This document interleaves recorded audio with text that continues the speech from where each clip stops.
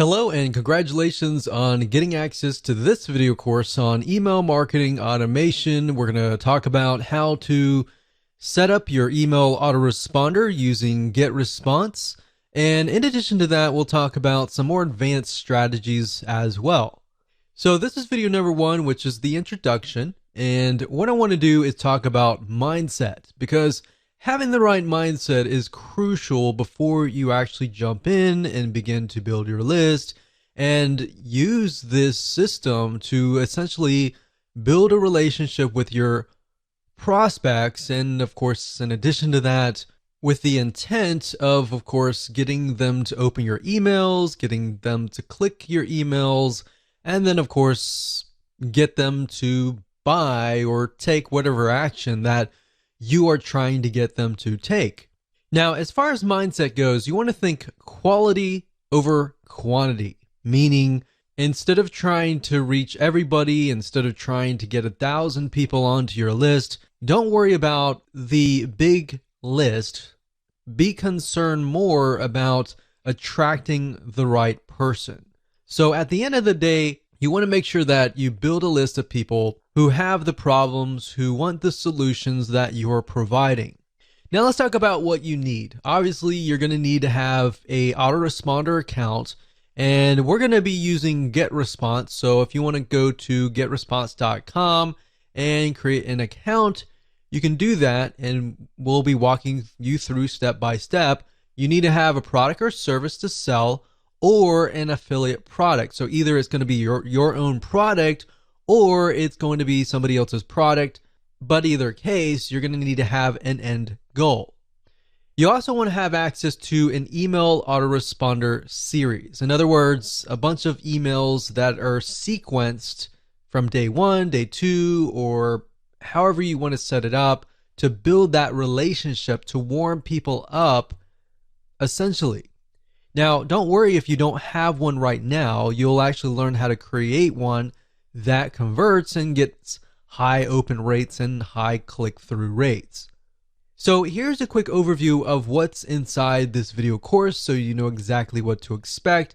And that way, when you're able to piece everything together, you're going to be able to implement it at a faster rate. So obviously, this is video number one. Video number two, we're going to talk about what's your end goal. And the reason why this is important is because if you don't have an end goal, you don't know exactly what you're trying to achieve, then you're not going to be able to build the list correctly, right? Video number three, we're going to talk about creating a connection, understanding the demographic of your prospect, who they are, what their typical day looks like, and that way you're going to be able to write an email series that connects with them, that builds that relationship, that makes them feel like, wow, you're talking directly to me, right? Video number four, we're going to talk about the backward email funnel, meaning how to create a high converting email autoresponder series. Video number five is going to be a quick overview of GetResponse, meaning we're going to jump right in. I'm going to show you the dashboard. I'm going to show you around. And that way you get a better idea of what to expect before we actually use GetResponse. Video number six, we're going to talk about creating a list. So we're going to jump straight in.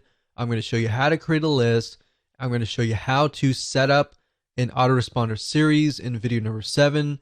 Video number eight, we're going to show you how to set up your emails inside of GetResponse. How do you set up day one, day two, or based on how you want to set up these series, how do you set those up so that, let's say you have a email autoresponder series of 12 emails. How do you set that up properly so that it is released based on the time that you choose? Video number nine, we'll talk about setting up web forms. And video number 10, we'll talk about list hygiene. Believe it or not, cleaning your list is very important. And if you don't do it frequently, what happens is over time, people's emails get outdated, they delete them, and then you're emailing an email box that is no longer existing. And what that can do for you is that will negatively impact you in the long haul. We'll talk more about that as a bonus advanced strategy, and how you can essentially make sure that you constantly get a high open rate. So with that said, that's the end of video number 1, and we're going to move on to video number 2. Hello and welcome back. This is video number 2, and we're going to dive right in and talk about what's your end goal. So before we jump in and talk about the technical parts of how to set up your email autoresponder series, it's really important to understand your end goal. Like, how many different ways and different opportunities do you have to profit, right? So unless you really understand at least a little bit of your plan, then jumping in like everybody else to just build a list is not going to be productive at the end of the day, right? So that's why I am going to focus on these few videos on what is your end goal, how do you create a connection, and how to understand your demographics and who you're talking to. That is actually something that most people totally forget about, and they skip that. And when they skip that, you actually end up failing or not profiting as well as you should be at the end of the day. So what I want you to do is I'm going to ask you a bunch of questions, and at the end of this video, I want you to pause it, take your time to jot down the answers to these questions before you actually move on to video number 3. So I want you to ask yourself, are you selling a product or a service? Jot that down. If not, are you selling an affiliate product? Now, if you're selling a product, obviously you could sell an affiliate product in the long run or vice versa. You really just want to get an idea of what your end goal is now, and what your future end goals could look like is fine. And the reason why I ask you to write this down is because if you're selling your own product, you can do a few things like build a relationship. And there's a few more things that you could easily do, like brand yourself, provide more value, and there's a different way of doing it, basically. If you're selling an affiliate product, you could still build a brand, but you're selling somebody else's product, so you need to gear it in a certain way. So in other words, if you're selling a product or service, you need to clearly understand what are the problems that your prospect faces, right? And give them tips and pointers along the way, and build a relationship with them, gain their trust so that they're interested in your product or service. Now, if you're selling an affiliate product, on the other hand, then you may not be required to do all of that. Instead, you can provide a little bit of value and build that relationship up front. And then, of course, you can sell somebody else's product. So it's similar, but it's a little bit different slightly. But knowing your end goal is key. So if you're selling your product or service right now at this very moment, then write that down. If you're not, and you're selling an affiliate product right this moment, then jot that down. All right. The third question I want to ask you is, why are you trying to build this list? You might answer, well, of course, I'm trying to make money. I'm trying to build a list. I'm trying to print money. And that's everybody's goal. But I want specifics. I want you to write down, why are you trying to build this list? I want to make more sales for XYZ product. I want to help more people who are facing this particular problem. In fact, jot that down. I want to help more people who are in this very specific niche, in this very specific demographic. I want to help more people like me. Jot that down, because then you can use that later in your email autoresponder series. So beyond the intention of just making money, what is the real reason behind wanting to build a list? Or in other words, you could rephrase it as, what are you trying to achieve? So if you have somebody that you're passionate about helping, envision that person in front of you and think about, why are you trying to help them, right? What are they facing? And this kind of goes into video number 3, and we'll talk more about that. But if you think about, why are you trying to achieve them? What are you trying to achieve in this whole project of creating this list, or this journey of creating this list? What do you want people to feel like? Do you want people to feel like they trust you, that, or you want people to laugh? Do you want people to feel sad, feel happy? What do you want them to feel like as you're building that relationship?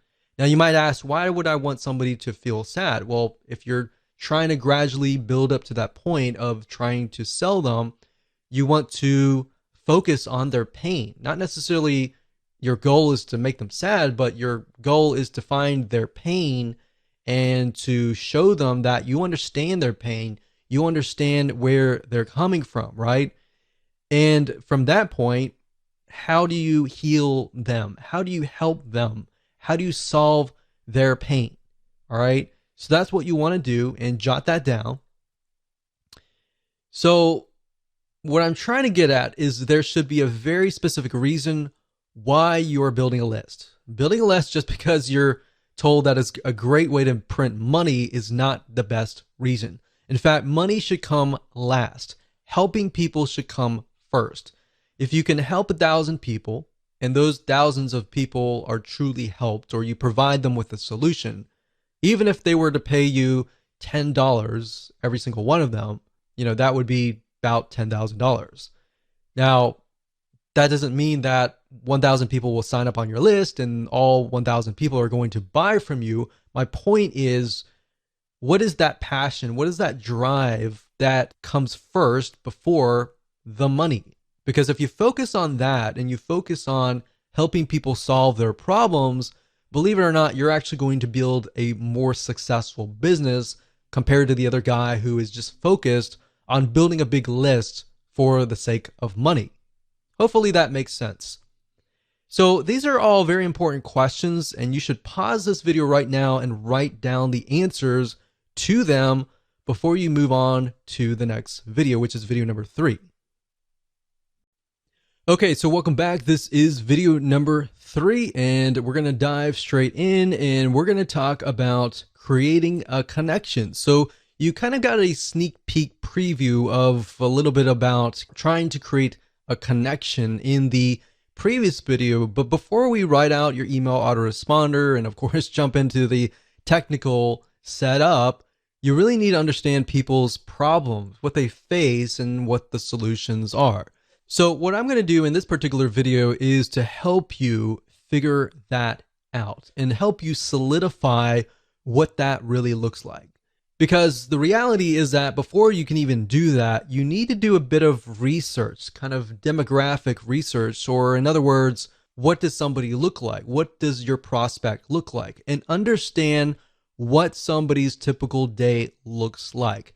Now, you might be wondering, why would I ever want to know that kind of detail?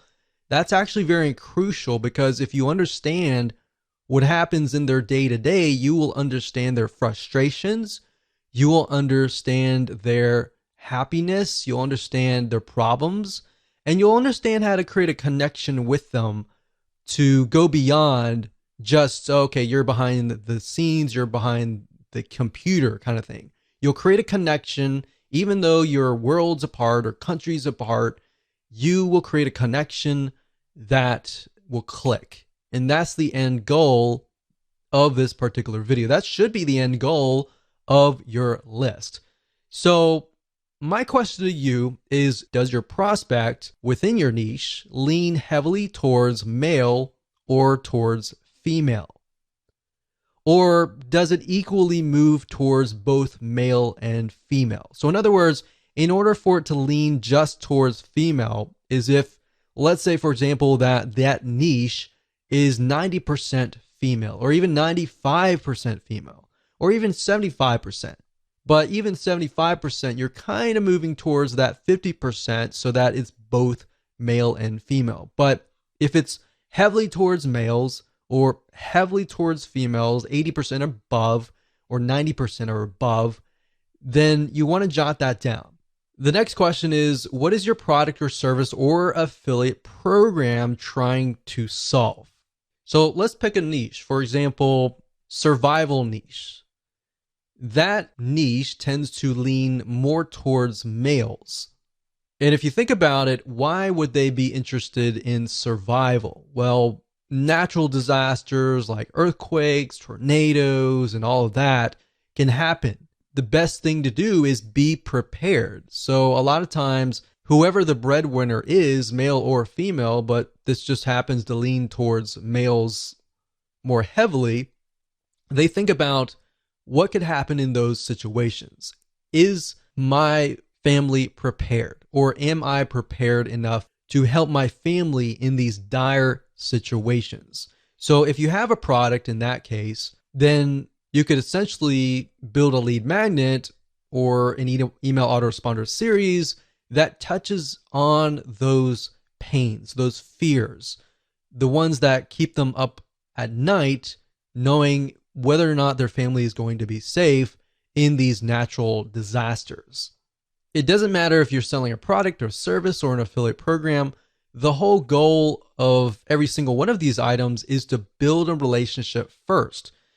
Then you can sell your product, then you can sell your service, and then of course, then you can sell your affiliate program. So oftentimes you'll find that the best converting email autoresponder series, they tend to build a relationship first rather than selling first. A lot of times if you sell first, you'll actually scare people off or piss people off, and they'll simply go to your competitor. So if you think about these things and what essentially keeps them up at night, jot that down right now. In fact, pause this video and jot that down so that you have a better understanding of what you could potentially talk about in your email autoresponder series. And while yes, it does seem a little bit basic, and while you may have heard this over and over again, and you might be thinking, yeah, whatever, let's get on with it. Really, trust me, this is actually very, very important. And this is something that we didn't really even think about long ago when we built lists, and we couldn't figure out why the lists weren't converting, is because if you start with the problem, the pain, and move on to the solution, you have a better gauge of where people are at and how you can get them to a certain point. But if you build a list to build a list without any sort of plan, without even understanding their problems and pains and all that, you don't really know where in what stage they are at. Does that make sense? So believe it or not, this is extremely important. You need to jot these solutions down so that people feel connected to you, or else, of course, they'll leave. So with that said, let's move on to video number 4. Hello and welcome to video number 4. We're going to talk about the backward email funnel. Now it's time to start mapping out your email series. So past this video, we'll actually begin to do the technical setup.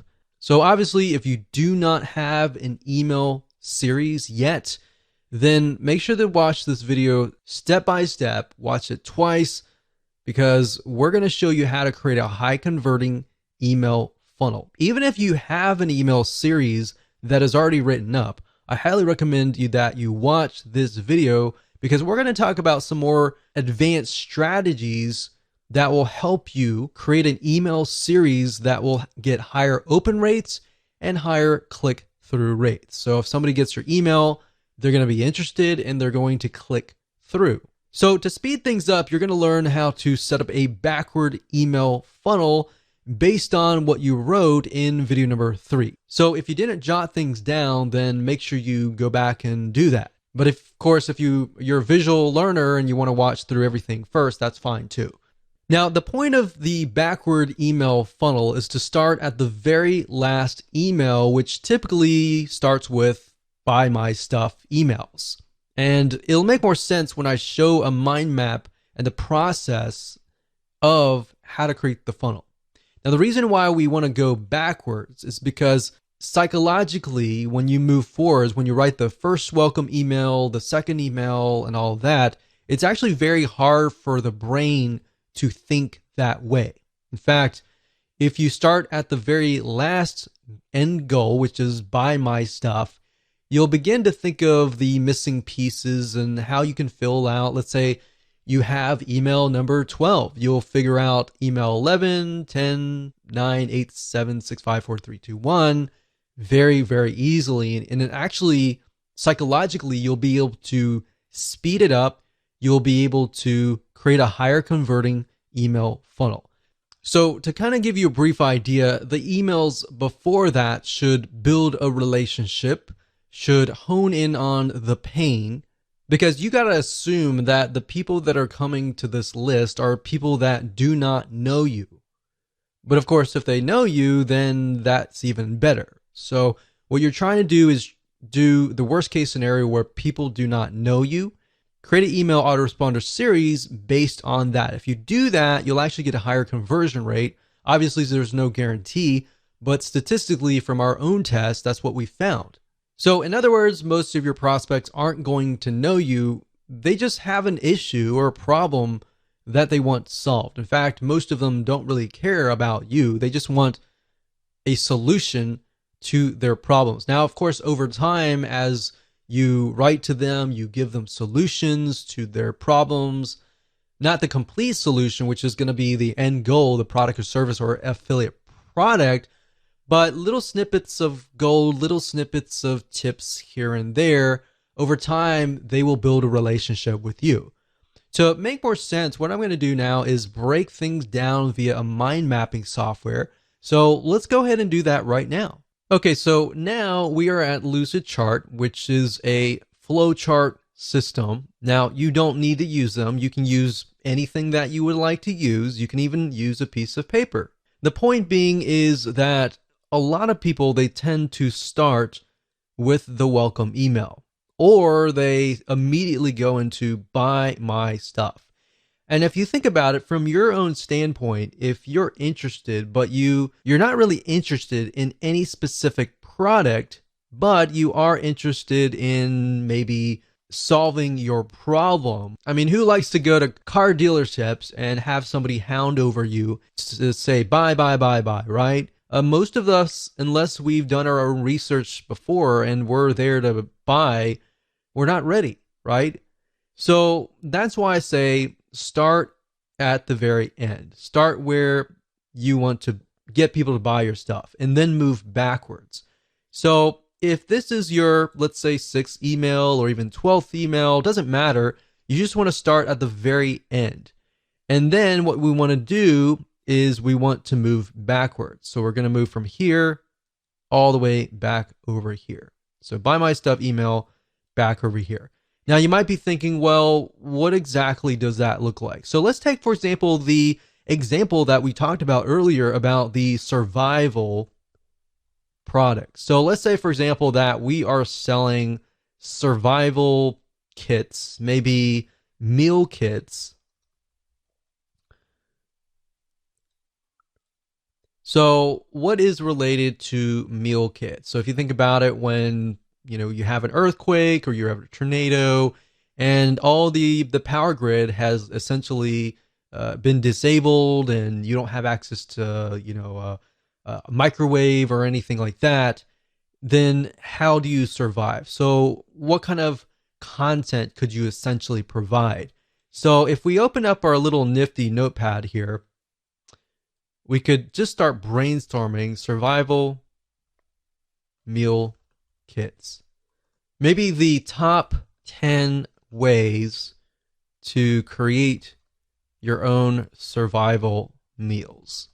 Now, maybe you want to talk about how to do it, and the whole process is very time consuming, right? So this might appeal to people who have a lot of time on their hands, but for the most part, most of your audience, they're not going to have a lot of time to actually do this. And that's why they're going to buy your survival meal kits, right?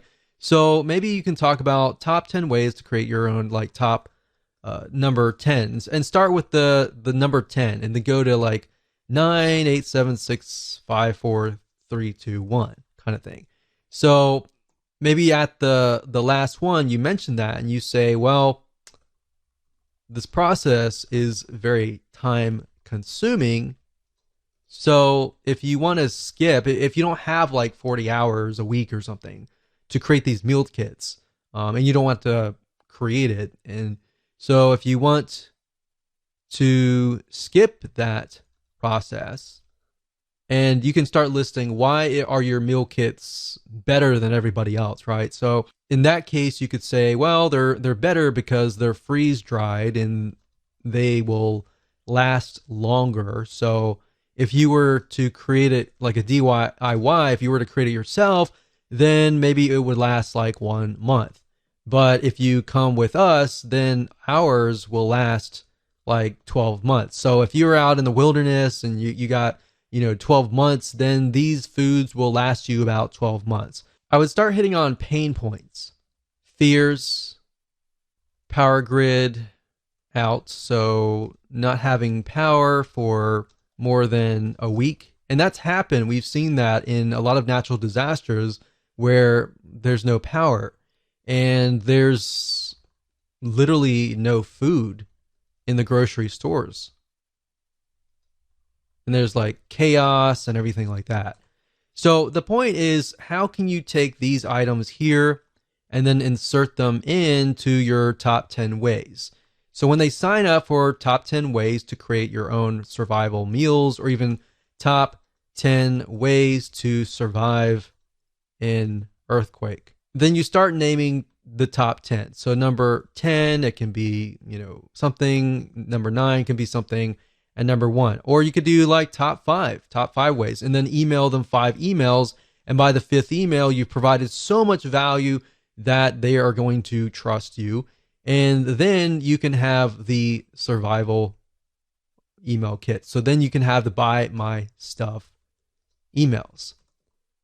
So by working backwards, then we can say, okay, this can be top number 1. And then this can be 2, 3, 4, and 5. So we can work that in here. 2, 3, 4. So let's just do 4 just because the screen's so big enough. So top 4 reasons. Now I will say one thing that we've tested out is top 4 and 5 tend to work better. Anything beyond that tends to be a little bit more overwhelming unless you can fit that into other emails. So we found that actually the top 4 ways actually does really well. Top 4 or 5. So by this point, they're definitely going to want to stay to the number 1 way, right? So if you start with number 1 here and move backwards, that's fine if they're all equivalent, but if the biggest and the best way is number 1 here, leave the best for last, and that way they'll actually click through, right? So that's why I say start at this point. Now, if you wanted, you could do that as well, but if you start from this point, you begin to ask yourself, okay, what makes my product different than if you were to do it the manual way? So let's say, for example, that you were selling a piece of software, all right? Same concept. So if we were selling software, for example, a lot of times with software, you want to show the manual process, meaning the time-consuming process. In fact, if you notice, a lot of software companies nowadays are coming out with a lot of free training, free academy training type deals, because what they want to do is they want to show you how to do it for free. But then you realize, I don't want to do all this. I don't have much time in the day. I would rather buy a piece of software and speed the process up.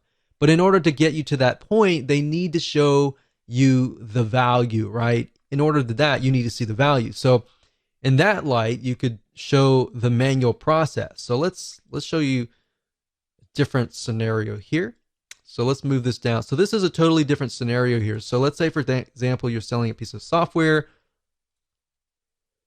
So you could say, instead of saying top 4, 3, 2, 1, you could talk about the manual process. So this could be in the form of a blueprint, a secret plan, step-by-step plan, a video course.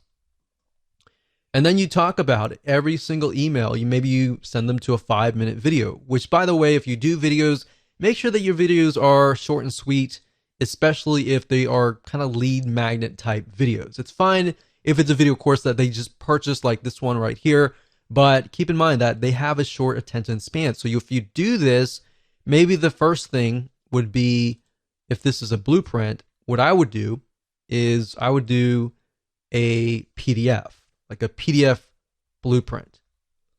And then you say, in the next coming days or weeks, I'm going to show you step by step how to set things up. So we'll say step 1, step 2, and then step 3.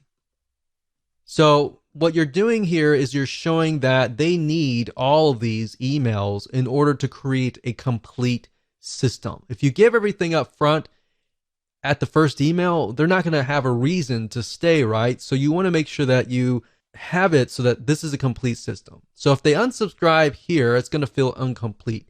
Now, if you think closely about a movie, for example, a lot of times our brains don't like incomplete. So if you were to watch a movie and you saw even half of it, in your brain, usually you will think, I want to see the whole thing, right? If I only saw half, I want to see the whole thing. That's why our brains do not like complete. So that's what I'm showing you here. Now, in practical sense, what does that look like? Now, if you start out, welcome to, let's say, survival meal kits. So the first email will be a welcome email. Now, you want to make sure that you connect the emails. So at the end of the first email, and you talk about the top 4 reason or whatever that looks like, then you want to connect that somehow to the top number 3 in that first email. So you want to say something like, P.S. I'm going to send you an email tomorrow or the day after tomorrow or whatever on top number 3. The second email is going to be, all right, so we talked about this in the first email. Let's talk about top point number 3. And then, of course, in the PS, you're going to say, I'm going to send you an email in 2 days for top point number 4. So actually that's 4332, not 4. So that's 2. So I don't really need to go on, but the point is you need to connect them. So now that the arrows are going this way, we can actually move the arrows back. So the reason why I go backwards is because you take a little bit of content here and you move backwards. You take a little bit of content here and you move backwards. So when they sign up for this, they're naturally going to want this content, this content, this content here, and they're naturally going to want this content here. Believe it or not, this is the same strategy that we have used to get literally 50% open rates and 20% click-through rates, which is just insane. We've even seen in different niches 75% open rates, which is crazy. So as long as you understand this process and you follow along with the backward funnel and you write these emails in this way, connect to the right person and talk directly to them, you'll actually get a better conversion rate. So I hope that helped you. It's simple, but it's powerful. Okay, so now that you understand how to build your email autoresponder series, let's jump right into video number 5 and talk about a quick overview of GetResponse.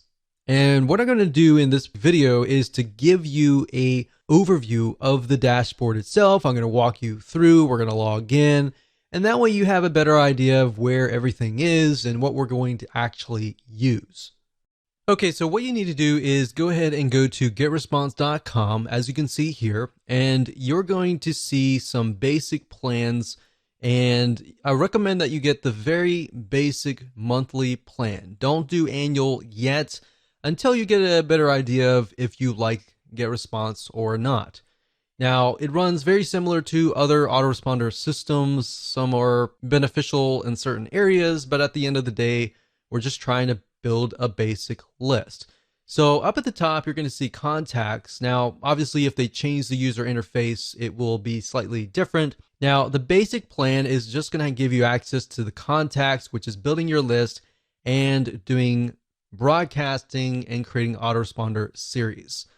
Now, what is broadcasting? Broadcasting means that if you have a list of, say, 100 people, you can email them all at once.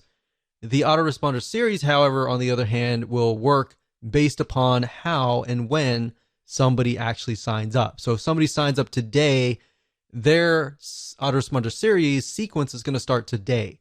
If somebody signs up 2 months later, their sequence is going to start 2 months later. Now, automation, you might have access to landing pages, basically allow you to create landing pages, opt-in pages to help you build your list. Now, if you're using something like Leadpages or any other external third-party system to build landing pages, then you can connect to GetResponse through API. Now, I'm not going to show you how to do that in this particular video course because that's not the whole goal of this video course. So you might have access to that. Now, if you have the basic plan, you're most likely not going to get access to the webinars and other elements, as you can see here. So mainly, you really just need to focus on contacts and email marketing. So let me go ahead and open these up so you can kind of get a feel for what these are.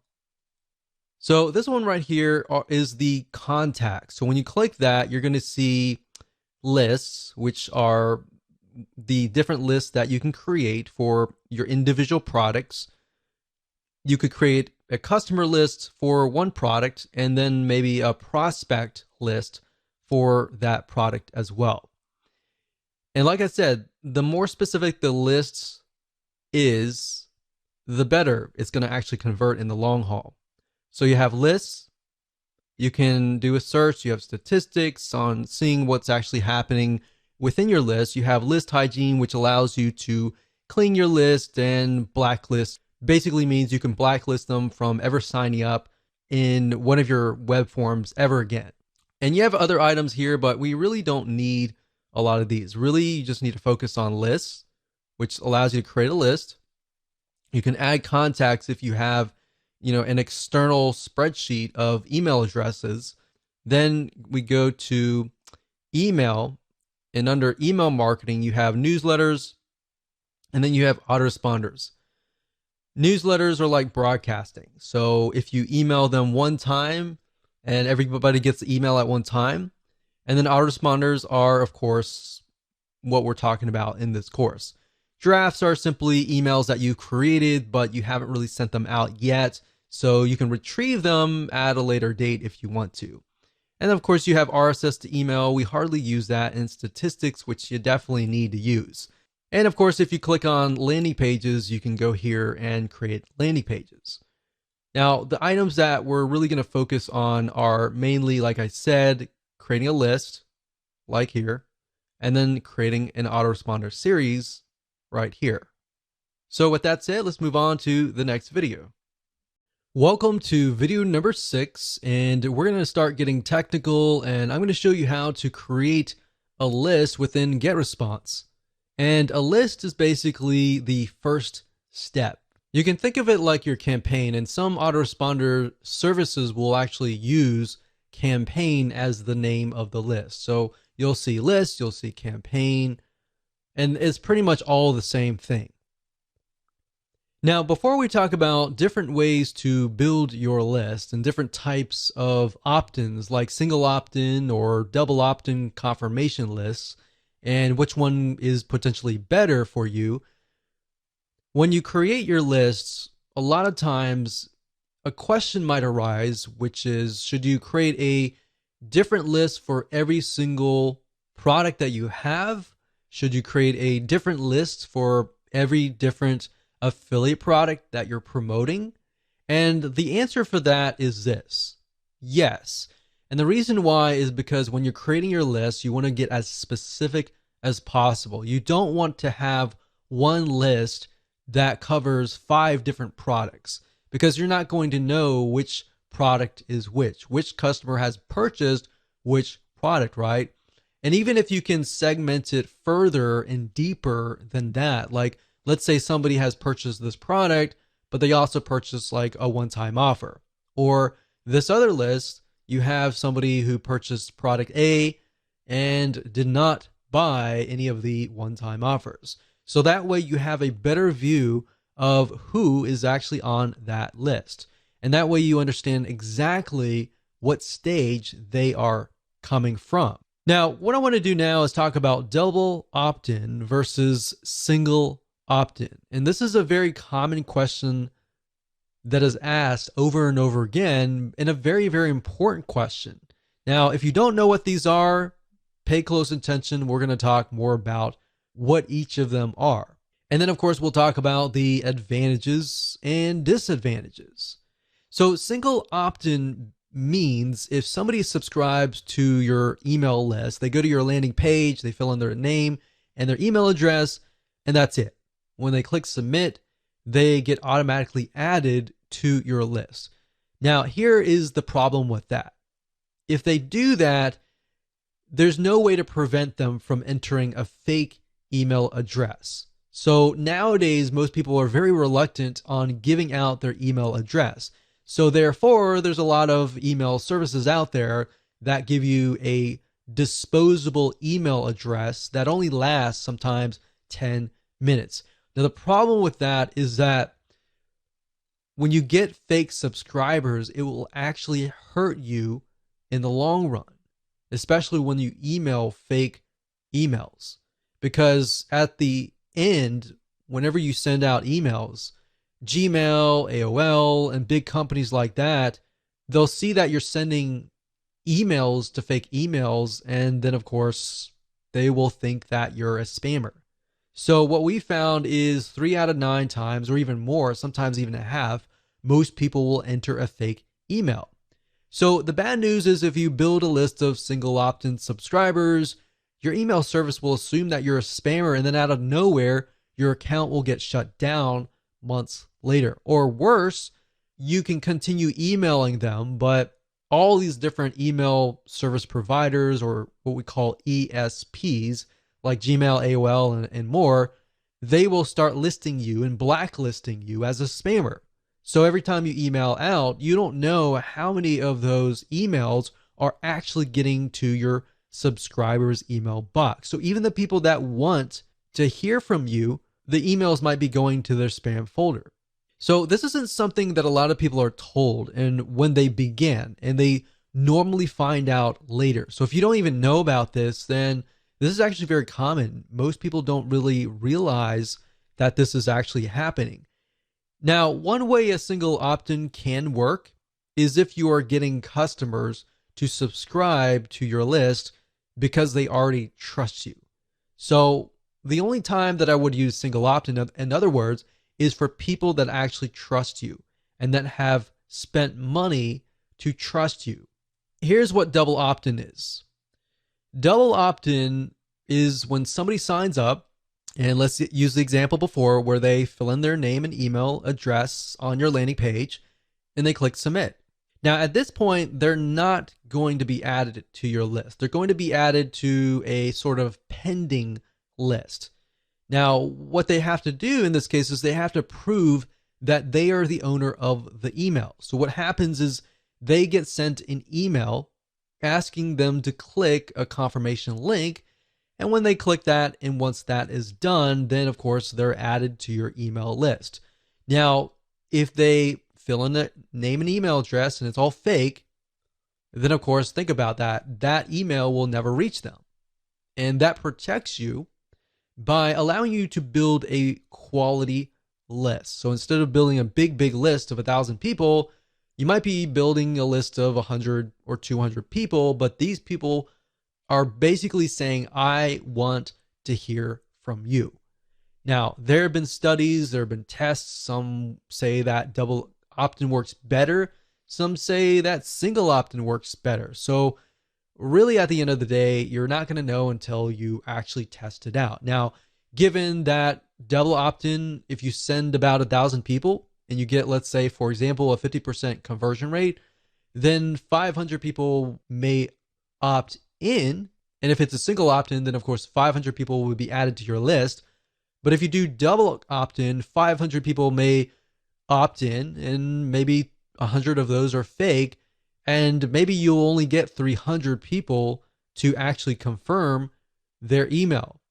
But at the end of the day, what we found is double opt-in actually converts better. You're going to get a higher conversion rate, higher open rate, and higher click-through rate That's going to help you as far as dealing with the email service providers like Gmail, AOL, and all these other email service providers. And your reputation will move up. Your emails, when you send them out, are going to land in people's email inboxes. And of course, because you're emailing people that want to hear from you. So that's why we found in our tests that you will actually get a higher rate of opens, a higher click-through rate. So like I said earlier, the downside is if you send 1,000 people to an opt-in list, that's going to be a much lower conversion rate. But at the end of the day, we recommend that you go for quality versus quantity. So now that that is out of the way and we've talked about the fundamentals and some advanced strategies, let me show you how to create a list within GetResponse and explain some details surrounding this feature inside of GetResponse.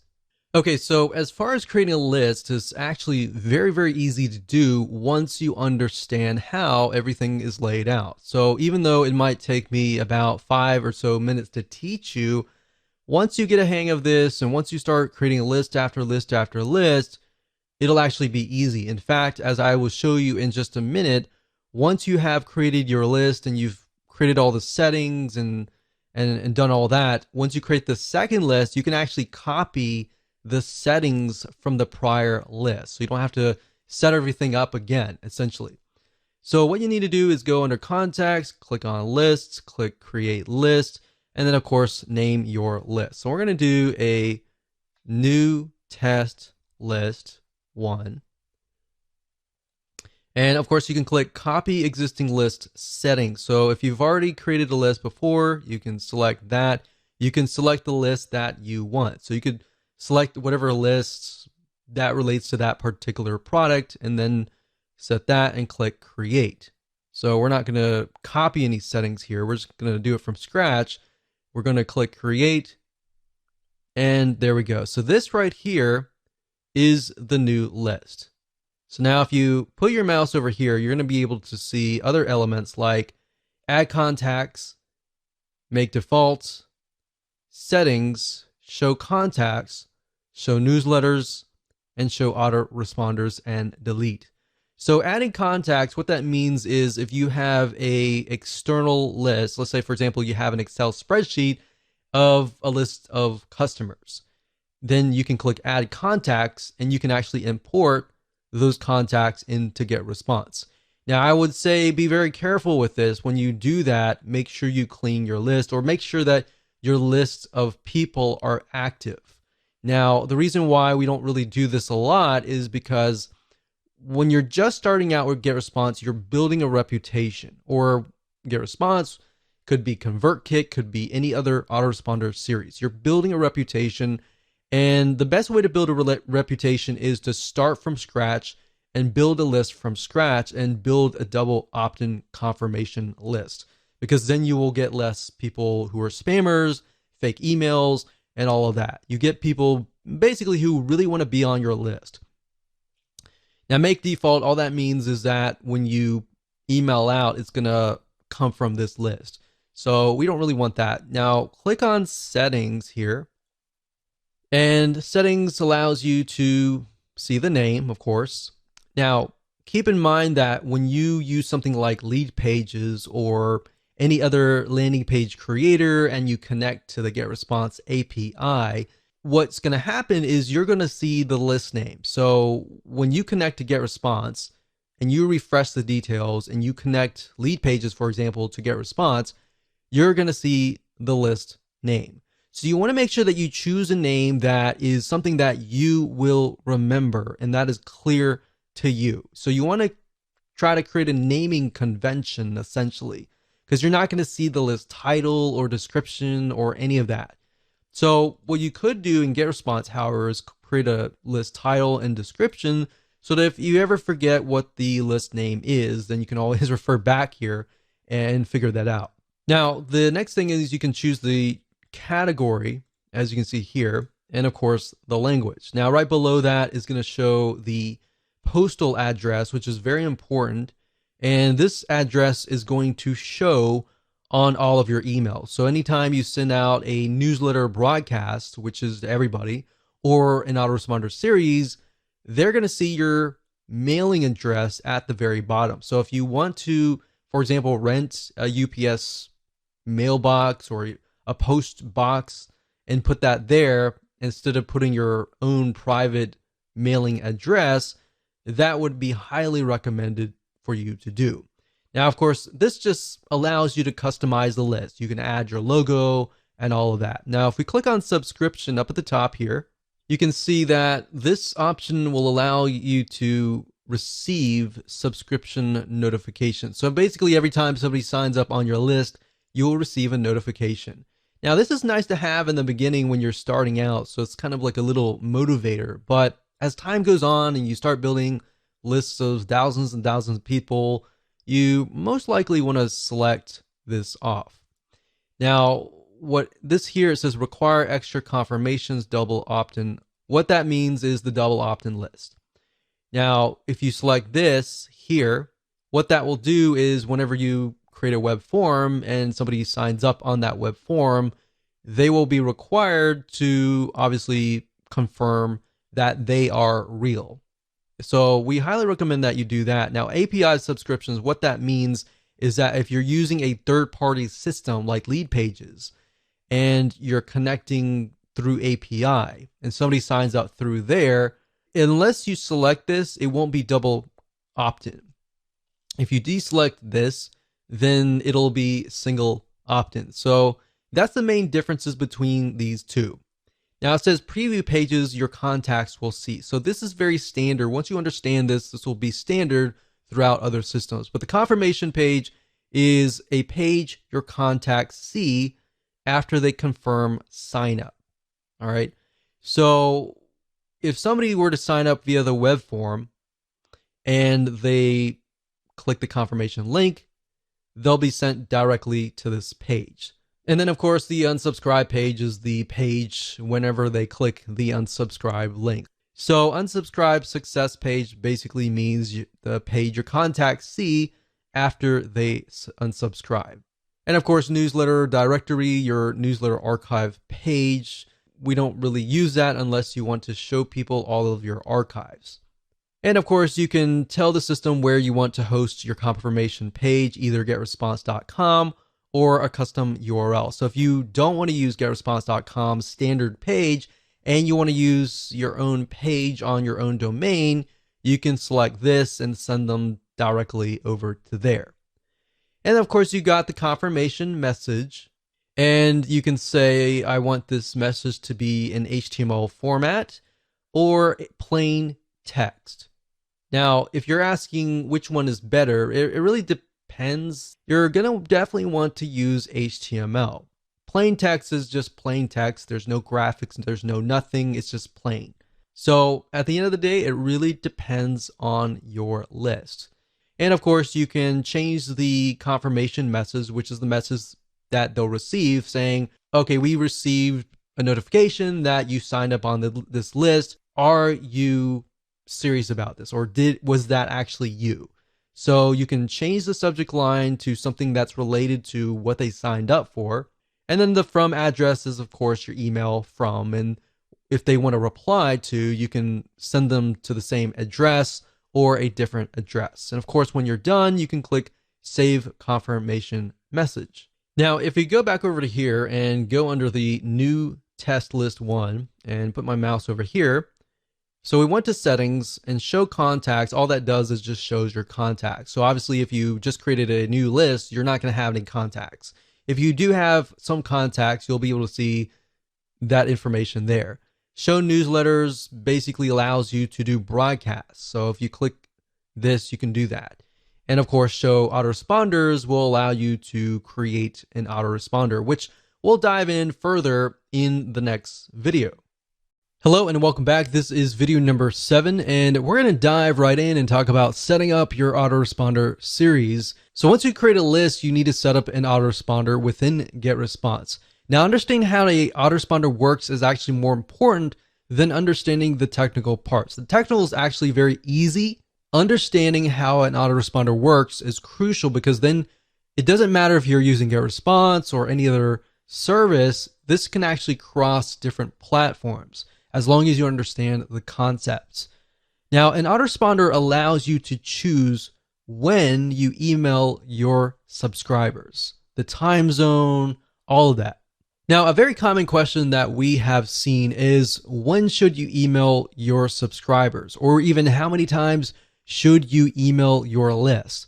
And while I can't give you an exact answer, I can say that it really depends on your audience. If you've done the proper demographic research and you understand somebody's typical day and all of that, then understanding when is the best time to email them is actually quite easy. Now, the beauty of GetResponse is that you can set it up to email them following the same time that they signed up, meaning you can catch them at the best time that they signed up. So let's say, for example, that one of your subscribers signed up on Wednesday at 3 p.m. What GetResponse will do is it'll actually detect that, and you could set that within your email autoresponder system and say, okay, email them every day at 3 p.m. or every week on Wednesday, 3 p.m. Now, you don't have to do that. You can actually set it up differently. You can set it up so that they receive an email every day, every other day, or once a day, and then you skip 2 days, and then you go 3 days. Or you could even set it up so that you only email them during Monday through Friday and you skip Sunday and Saturday. Now, the only time that you would want to do that is, let's say, for example, that you're a local business or you know that your audience is not going to be available during Saturday and Sunday. So that's why it's crucial to understand when your prospect is actually near the email, they're near their desktop, they're awake, they're not working, and all of that. And like I said, you can email them based on time zone, which is great if you are reaching people globally. That said, what we have found, though, across the board in different niches is that we found that 10 a.m. or even 10:30 a.m. is to be the best time to email. What we found is weekends are also awful, and they're very awfully low in open rates, but they tend to be higher in quality click rates, meaning out of 1,000 people, you may normally get 400 people to open your emails during the week, but maybe during the weekend, you might only get 300. But out of those 300 people opening that email, they might click through at a higher rate. We can't give you a definite answer with that as well, because different niches are different. Another thing we found is that Mondays tend to be low. And that typically is because people are coming off the weekend, they're tired, and they, a lot of times, don't really want to check their email. They have to check their email, but they may not really want to check their email, or they're catching up on things and they're really, really busy. But we found that often Tuesdays or Thursdays tend to have higher open rates. Now, if you want, you can go to Google and type in the best time to email your audience in a specific niche, and you might actually get that data. Because a lot of the email autoresponder services out there will actually collect those data and provide that to you. Like I said, at the end of the day, you don't really know. Unless you really know your audience and you know what their typical day looks like. You know, out of 1,000 people, the majority of people, they wake up, they go to work, they come back. Maybe during lunchtime, they are actually near the computer at 12 p.m. or even 11:30 p.m. You know that. And you know that they come back home.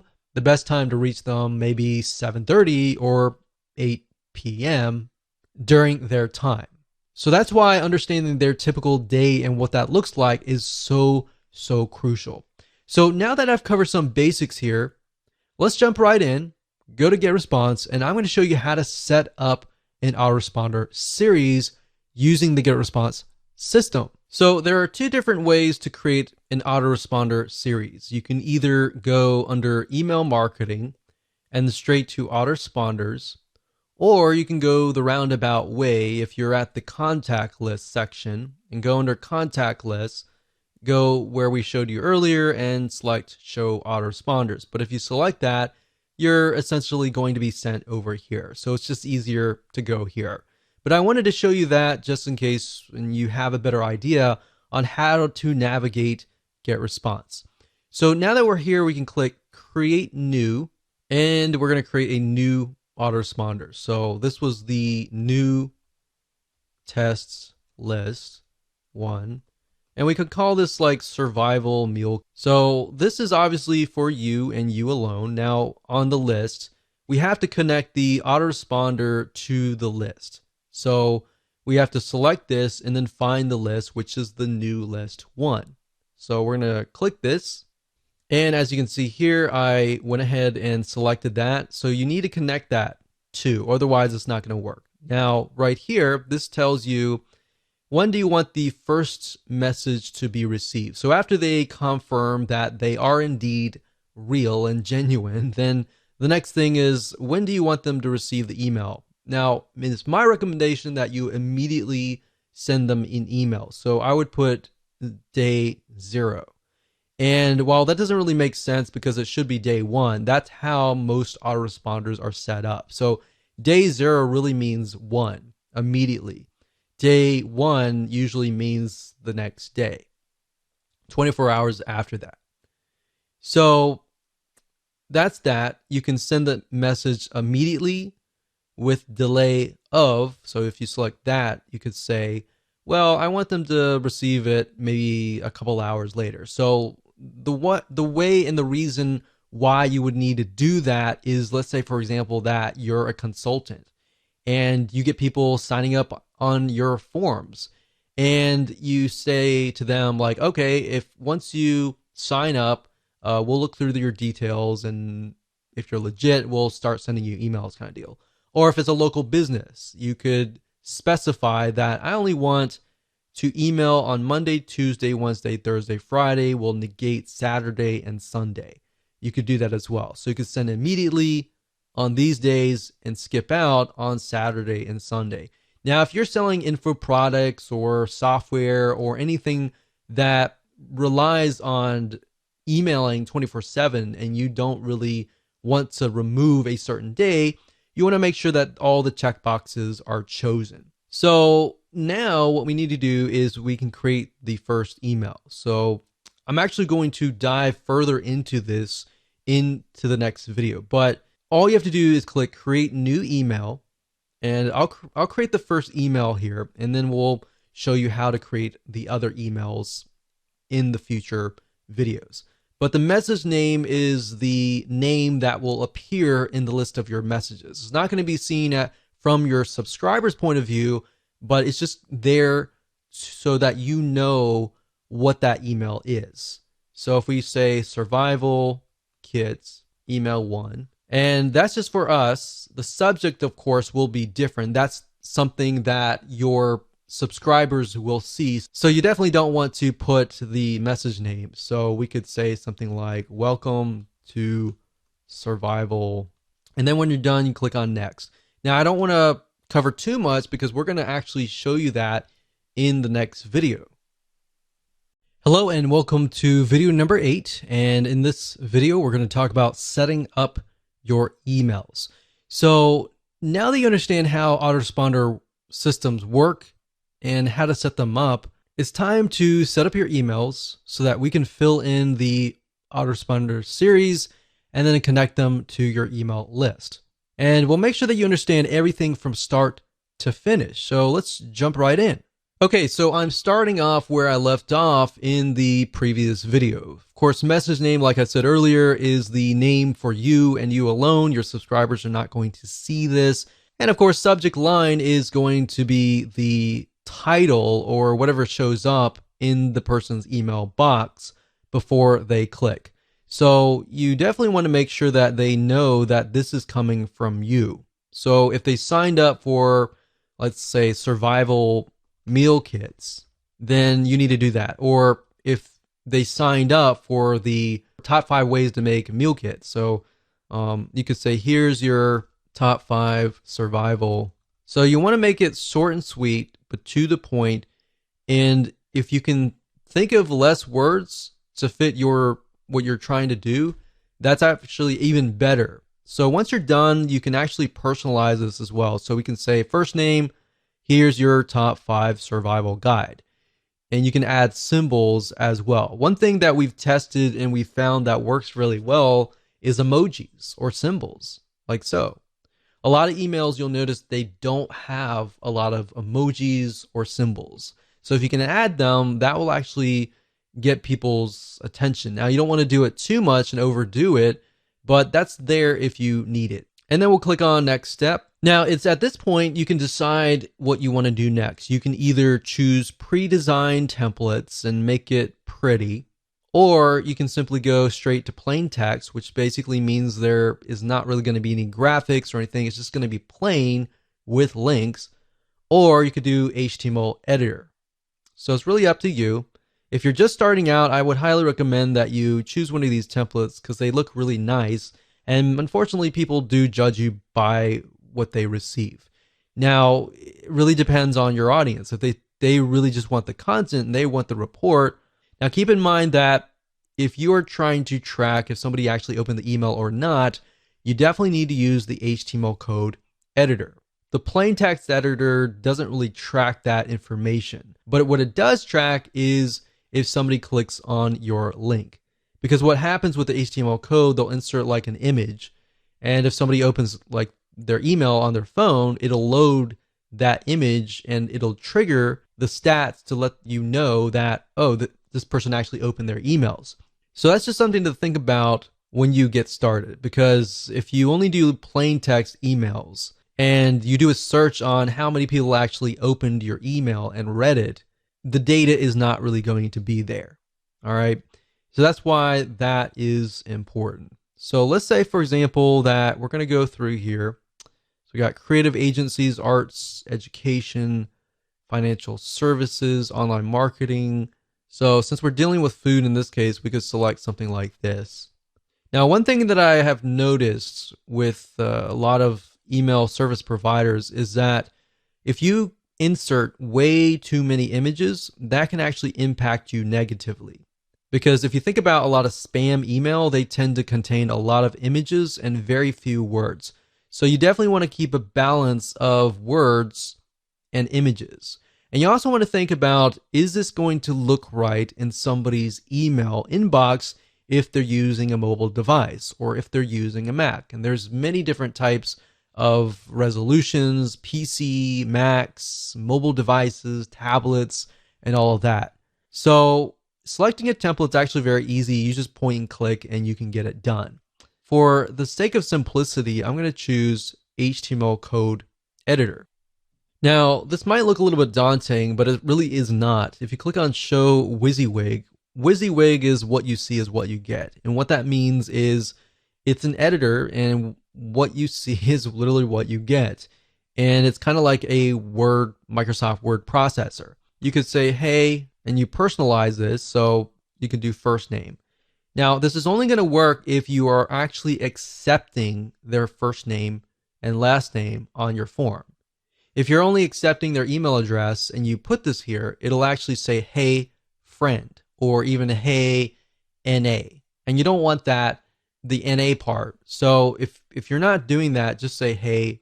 But this personalized button here allows you to personalize your email. So you can do first name, last name, email. You can do country. You can do all sorts of different variables, phone number, and all that. And like I said, they're only going to work if you've collected that data, because if you haven't, it's not going to work. So a typical welcome email will say, hey, so-and-so, thank you for signing up. Here is the free report or software or ebook or checklist. Now, if you're following what we talked about earlier with just the emails, you can say, thank you for signing up. Here's the top number 1 or top number 4 way to create your own survival meal kit. So you can enter that information down below here, or you can include a link. So if you were to include a link, let's just use Google for example. So http://www.google.com. So you could do that like that, and you can link it, or you can say, click here. You can highlight that, and then of course you see this little chain. the chain is a link. So if you think about chain link, that's where it came from. So we can copy that here. You can say open this in a new window. So if somebody clicks it, then it's going to open in a brand new window. If you don't have these elements, then what's going to happen is when they click the email, they are going to be forwarded directly to wherever you're sending them. So you could say, here's the top number way, click here, your name, and then you can say PS. By the way, tomorrow I'm going to send you the number 3 way to do blah, blah, blah. So like I'm saying, you don't really need to, obviously, survival meal kit, but you can use it for any niche. But as long as you connect it and tell them in advance, like, hey, there is something coming, then they're going to be excited about it and they're going to look for your email. A lot of times the reason why emails don't get opened up is because people are not looking for your email. They're just shocked and surprised. But if they're aware that it's coming, then they're more likely to be ready to open the emails. And that's why you get higher open rates because of that. Now, one thing I will say is what's nice about GetResponse is down here, when you're done, under test message, you can click inbox preview. And what that will do is it'll show you what it looks like in people's inboxes. So if it doesn't look right, you can always change it around. Now, the spam score allows you to see what your score might be. And in other words, how will your emails get to the inbox, or will it go through to the spam folder? Now, the nice thing about GetResponse is it tells you what you need to do. Now, this isn't really something that you can touch, but these here, HTML right here, there's no HTML tag. So because there's no HTML tag, I got a negative 0.6. So how do we bring that lower? Well, I'm going to show you. If you click on hide WYSIWYG, you're going to see HTML code. Now, don't make this scare you in any way. I'm going to show you how. So if we zoom in here, if we type in bracket, open bracket, close bracket, HTML, open bracket, close bracket, body, all right, and then we go to the very end, go to the very end here. So it's going to look like this. It's going to close, but instead of HTML and then body, it's going to be body and then HTML. So we type body, open bracket, close bracket, HTML. And then the thing that you need to do with the ending tag is a slash. The slash is saying, hey, this is ending, and there. So we've got HTML body, body HTML. You don't need to know what HTML is. You just need to follow that. Add those tags to the before and after, and there you go. So as long as it's not like 4 out of 5 or 5 out of 5, you're good. And that's how to do it. So click next step. And then we look at the autoresponder. Everything looks good. And we can click save and publish. And one thing you could do is up at the top here, when you click this here, you can select the list, which is new test list. And it's going to show you all the email autoresponders in here. So these are all the emails. So if you have a second email, we can add a new one and we can tell it when to send it. So as you can see here, this email is being sent and status is on. Send immediately any day of the week. So if we click on create new and we, let's say, for example, create a new email, and then we can name it. So we'll do survival email 2 and on day 1. So now if you want to do it every day, you can. So you create a new email and then a new email, and it's 0, 1, 2, 3, 4, 5, right? And then 6. But if you want it on, let's say, every other day, so we emailed out on the 0 day, we're going to skip the day 1, and day 2 is when we're going to email out. So it's going to be every other day. And the reason why you wouldn't want to do that is because you want to give people the ability to absorb the information. But if it's really short, straight to the point pieces of content, I wouldn't do every other day. I would just go ahead and start emailing them every single day. So I would do that, do the same process, create a new email, subject line, message name, do the same thing I showed you, and then you'll click save and publish and you're good to go. Now that you have set up your autoresponder system, you can set up your web forms. In other words, web forms are forms that allow you to collect people's emails and their names and get them onto your email list. Now, keep in mind that a lot of you may not need to do this, especially if you're using a landing page creation system like Leadpages or something else that connects to GetResponse or your autoresponder system through API. If you're doing it that way, you're not going to really need to know how to do this. You only need to know how to do this if you're not using those systems. Now, at the same time, if you don't know how to do this and you've never done this before, I would highly recommend that you actually watch this video so that you have a better understanding of how things work, because there will come a time where you may need to set this up. So with that said, let's jump on over to getresponse.com and I'm going to show you how to set up a web form. Okay, so to create a form, all you need to do is go to this forms and surveys. So click on this and you're going to see manage forms. Next thing is click on create form.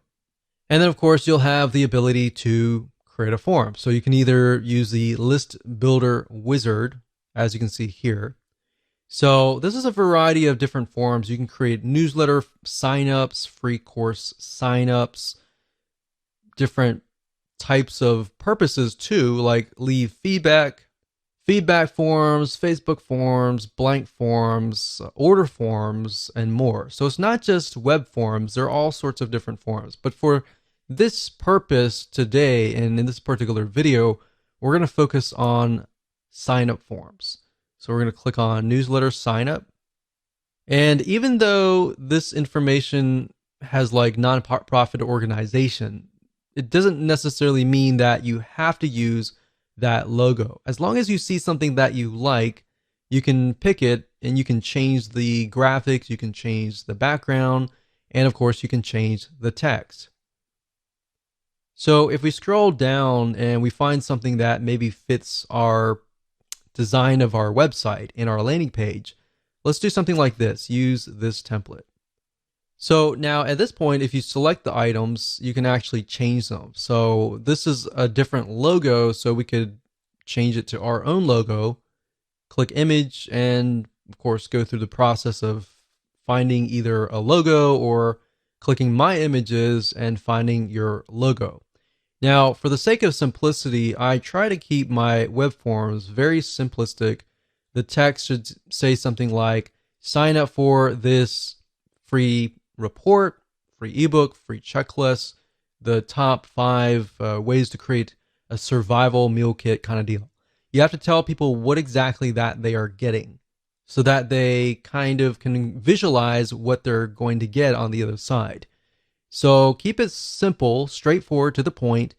Enter the name, email, and then sign up for updates. Now, what I recommend that you do, and this is something that has worked well for us, is to change this into something like send me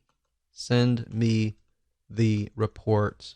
So that way, psychologically, when they click on that, they're thinking, oh, I want you to send me the report, right? If you just have a submit button and that's it, in reality, your conversions are not going to be as high because it doesn't really tell people what they get. So this tells people what they get, but this tells people that, okay, they're definitely going to get something. So send me the report, send me the checklist, send me the report to my email. So that way, the next step in their mind, psychologically, they're waiting to receive an email, right? Now, you can test this out. If you only want to collect emails only, you could remove the name here. But if you do that, just keep in mind that when you customize your emails and you personalize them, you can't say, hey, first name, because you don't have their name. So going through here, these are just elements that you can add. And of course, you have the layout and the style. You can change the design, the color, and all of that. When you're done, you click on Save and Publish. And there we go. So we're almost done. And now there are several different options that you have. You can say, I will install the form myself, and it'll give you a script code. So this is JavaScript. You can click copy. And then, of course, you can add that to your landing page, you can add that to your blog. Now, like I said, if you're using lead pages, then you're never really going to have to even go through this process. This process really is only for if you are posting this directly to your blog or anywhere else. You can also say GetResponse will host my form. So what this will give you is a direct link to a URL. So if we go here, when somebody goes straight to that link, they are then, of course, sent to the opt-in here. I would not recommend that you do this unless it was like a customer or somebody that really trusts you. In fact, I would highly recommend that you use an external landing page creator, or you use the built-in one in GetResponse. And if you do that, you don't even need any of this information. And that's how to create a web form. Hello and welcome to video number 10, and just want to say congratulations, you have reached the end of this video course. This is a bonus advanced strategy that I'm going to teach you that a lot of times you are not taught, and most people don't even realize that this is happening. So kind of going back to what we talked about in single opt-in versus double opt-in. If you create a double opt-in list, you still need to do a little bit of cleaning, but not as much is compared to that of a single opt-in list where you could be getting a bunch of fake emails. So in other words, cleaning your lists consistently and maintaining that every single month. Because like I said, email ISPs like Gmail, AOL, Yahoo, they do care if you have people on your list that are actually active or not. If they're not, that can be an issue. So if you have a list of 1,000 people, and out of that list of 1,000 people, you have 100 people on there that are fake, that will actually hurt your email deliverability. So even if you have 900 people on there that are not fake, because the ESP or email service provider sees you as a spammer, they may not allow those 900 emails to even get to your legitimate subscribers, if that makes sense. So how do you go about doing that by using GetResponse? So what I'm going to do now is let's hop on over to getresponse.com, and I'm going to show you step by step how to clean your list. Okay, so there are two different ways to do list hygiene. And one of the ways is by simply going to getresponse.com, logging into your account, going under contacts, and then of course you will see list hygiene. If you go here, you'll see delete contacts or blacklist. If you click on blacklist, this will allow you to enter email addresses of people that you want to blacklist across your whole account. So to do that, what you can do is go to blacklist, click global blacklist for my account. And what that will do is it'll remove them totally from all of your lists, meaning anytime somebody tries to sign up again, they won't be able to sign up. Now, obviously, they could get around that by entering a fake email if you had single opt-in turned on, or they could use a fake email address even if you're using double opt-in as well. So this only protects you to a certain degree, and this works actually really well in a lot of non-technical niches, especially. But if you are in a more technical niche like marketing or business or computers or programming, then this here can help you to a degree, but only to a certain degree. And of course, blacklist for specific lists, which allows you to blacklist people for specific lists. But at the end of the day, we recommend doing the global blacklist compared to the specific lists. Now, another way of doing list hygiene and finding people that are maybe not active is by going to click search. Now, another way to do list hygiene is go to search and click on advanced search. And what we're trying to do here is find people that maybe who have never opened an email before or have never clicked a link before. Now, one thing to note here is that unless your emails are HTML emails or template-based emails, you're not going to be able to track whether or not they opened the email. So keep that in mind. Another thing is sometimes some devices won't actually load.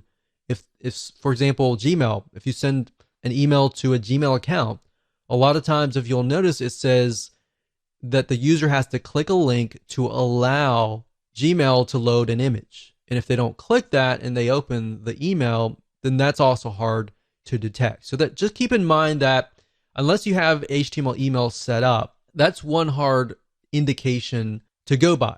Now, one good indication to go by is if they actually click the link. So regardless of it's a plain text email or an HTML email, as long as they click the link, you can detect that. So what I would go by is people who do not click links. All right. What you can do here is you can do all selected lists, any autoresponder setting. So basically we're saying every single subscriber, and we're going to add a condition, and let's say contact actions. So message open. And like I said, it's hard to detect that. So let's say last click date. So if last click date is before a certain date, and we click apply, and we notice that we have about 100 people who have not clicked any links within the last, let's say, 6 months, then you probably want to delete them, because that means they're most likely inactive, and you're paying for inactive people. I know psychologically you might be thinking, well, I want to keep that list. What if that list were to come back? You put them into a segment, you email that list, and you say, hey, I noticed that you haven't clicked any links. I wonder why and how I can improve my content to fit your needs. Something like that may allow you to reactivate people who just aren't opening their emails. And you got to keep in mind, some people are just busy. So you can do that, but you can do the opposite. And let's say you send that out, nothing happens, and you might get a few people clicking. But then, of course, you have the far and few people that just don't click. They sign up, they forget about it, and they go to the move on to the next thing. So for those people, you can say contact actions last click date is before, let's say, 6 months out. So we click apply. And then now what we do is we see there's a certain amount of contacts down here that will be able to see how many people are not clicking the links. So now what we can do is we can save this. We can click this here, this email address, and we can save it as a segment, and then we can email that segment. There are many different ways of doing this, but you really need to get creative and just think about, okay, what signifies somebody who is not active? And if they're not active, I shouldn't be paying for them on my list. And number two, believe it or not, they will actually harm your list. So if you have a list of 1,000 people and only 10% are actually clicking through, or worse, only 1% are clicking through, then because it's a bigger list, you have a smaller amount of percentage. And as you're emailing out, the email service provider will analyze how many people are actually clicking your links. Now, let's say you have 900 people out of that list that are just inactive. So you delete all those 900 people, and then you are left with 100 people. But let's say those 50 out of the 100 people were clicking anyways. Now you've narrowed it down from a very small percentage down to 50% open rate and 50% click-through rate. So maybe a higher open rate, a larger 50% click-through rate. And that is why you need to clean your list.